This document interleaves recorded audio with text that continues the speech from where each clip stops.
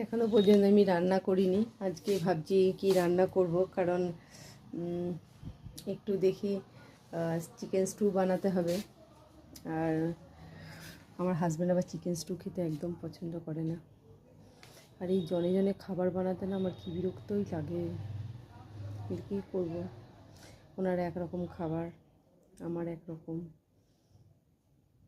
আবার আমার ছেলে এলে আবার আরেক রকম খাবার বানাতে হবে।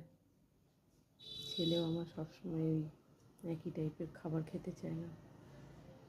এক সময় নিজেকে মনে হয় রান্নারই লোক আমি। রান্না করতে করতে জীবন বেরিয়ে গেল। আমার না রান্না করতে একদম ভালো লাগে না, কিন্তু কী করবো, কিছু করার থাকে না, রান্না করতেই হবে। রান্না খারাপ হলেও আবার মুশকিল, তাও আবার জ্বালা। তা তো আবার বললো এই রান্না ভালো হলো না, ওই রান্না ভালো হলো না। আরে বাবা,